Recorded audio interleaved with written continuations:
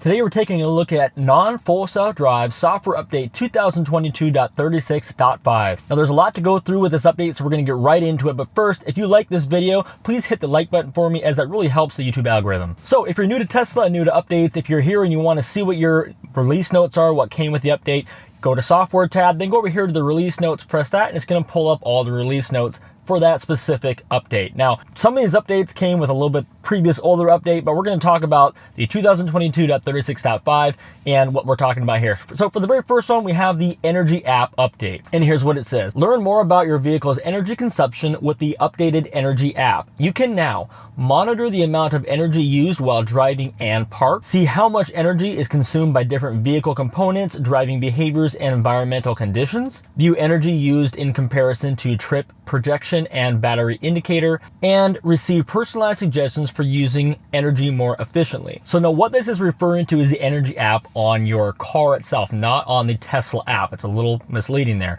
So what you're going to do to go to that, go down here to your three dots. Now you may have it up here, but if you don't see it here, go to the three dots and go to the Energy app.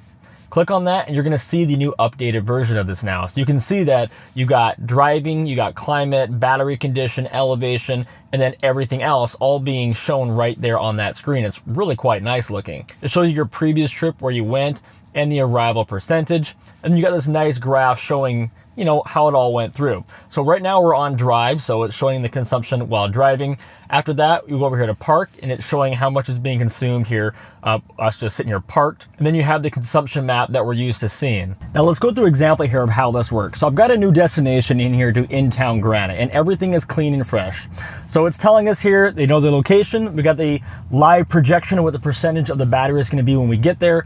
And then we're going to be able to watch right here to see just how much the battery is going to be affected from different things while we're driving here. So first off, let's start by going up this big hill here and see what kind of changes we can do here. So I'm going to kind of accelerate a little bit on here and to see if we can get the consumption number to actually change as we're making our way down to this trip. So you can start to see now we're moving down the line and we're starting to see some different things here. And this is what's kind of neat, is it actually gives us tips right here. Aggressive acceleration consumes more energy. Use chill mode to improve efficiency. So you're going to get some kind of notifications there. And I accelerated hard going up that hill to get to that. So if I do it again, okay, we can start seeing that the most percentage of everything going on right now is going to be driving. So let's see if we can do some other things here. So elevation, we got elevation at 0.1% right here because we just climbed that big hill. And then climate control, if I were to take and maybe turn on climate control up all the way, let's see if we can get that to show up here everywhere as well. So let's just kind of see, we'll get that rolling. It's gonna be kind of loud for a second.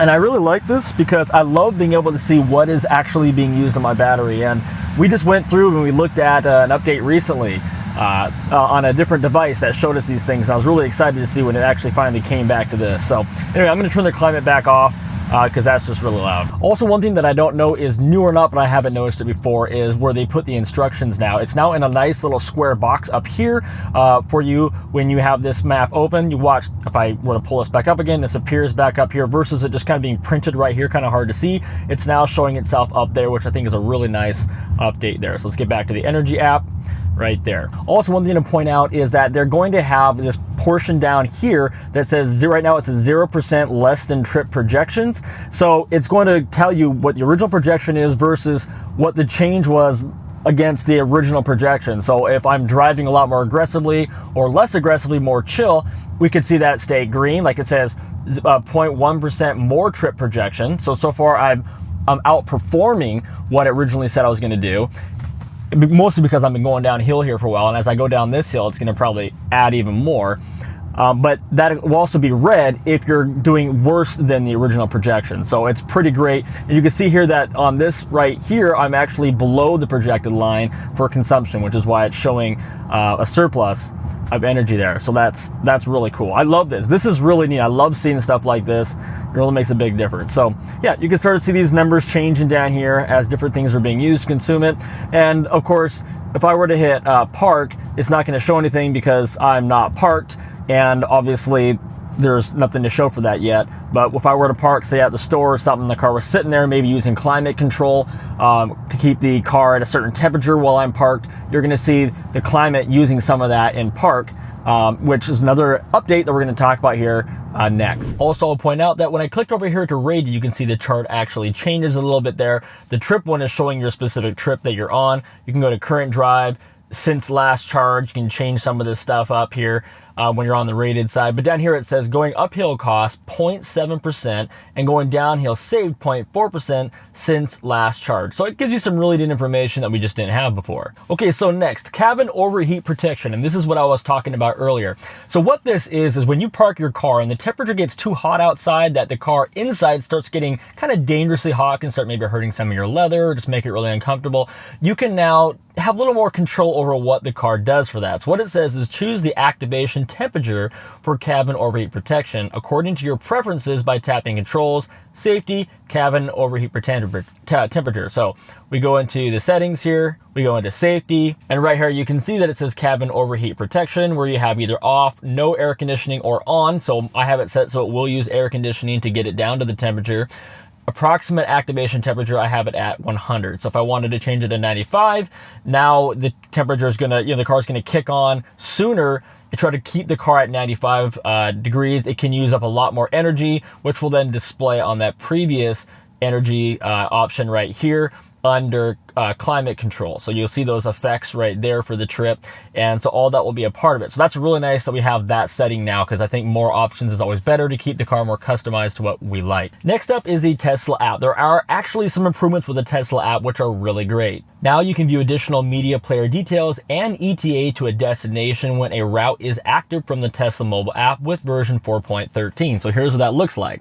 So right now I'm in my wife's car. This is her Model 3, non-full self-drive Model 3. And you can see here that our destination that we have right here on the main screen showing that we're going to arrive in 29 minutes at 1:15, that it is showing the same thing right here under navigation. You don't have to open anything. It's just right in the app. It says in town Grant. It shows the destination, the miles away as 14, as well as the arrival time on there. So then you can click on that and you can then still see it again right there where it's showing the destination, the predicted miles. It doesn't draw a map or anything on the Tesla app, but it is nice that you can now see it there. Additionally, if we were to turn on some music, say we went in here to our media player, maybe went down to a streaming, turn the volume down so we don't get copyright strike. We'll play some Piano Guys, I guess, will be on there. Now what will happen is on the app itself, now you can see that it says Mission Impossible, the Piano Guys, and you got skip, pause, forward, you got volume controls, and it's all there being displayed. So really what this does for someone like us who's married is just gives me so many more ways to mess with my wife. I can turn on her seats and all that from the app, but now I can also change her music, adjust her volume, and all those really annoying things that I like to do to make sure she doesn't forget about me. Now next up is Supercharger additional details. It says the redesigned Supercharger map pop-out will now display historical site occupancy in addition to the associated charging fees when available. To view these details, tap on any Supercharger pin that is in the vicinity of your vehicle. So here's what that's talking about. So if we come down here to our map here, and let's say we need to go to a Supercharger, we want to look at it. We tap on the screen here and we click on Supercharger. That's that little icon right there. It's now going to give us a list of all the Superchargers around us.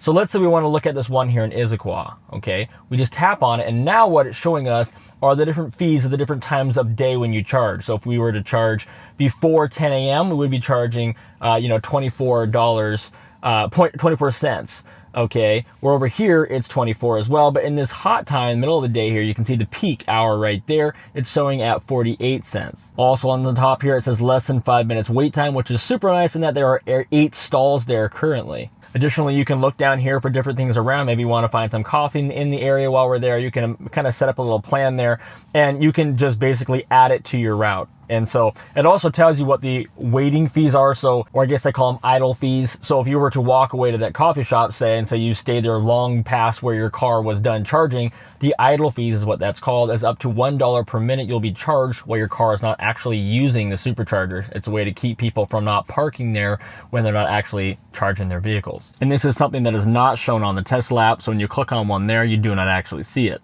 You can also click on the list of them here to provide the same information on the pop-ups. You don't have to actually click on the map. It doesn't really matter whether you click here or on the map. You're going to get the same information. We We now have a car left open notification, which says car left open notification will now notify you when the doors have been accidentally left unlocked. Now, this is something that I feel like I've always had, so correct me if I'm wrong, but I'm pretty sure I've always known if my car, well, maybe that's just the doors left open or the windows left open, but not unlocked. So I guess that's a new thing. If you leave it unlocked, it's going to notify you just in case maybe you didn't want to leave it unlocked. But you can also change your settings. So if you walk away from your car, it's going to automatically lock, which is what I have, which is probably why I've never seen that specific notification. And then the last thing is some new language supports. I'm not even going to try and pronounce that. So that's going to be it for this update. Let me know what you guys think and what you like best about this update. If there's any other changes you guys have found in the driving or anything, let me know. And like I mentioned earlier, please hit the like button. That really helps with YouTube algorithm. See you guys on the next one.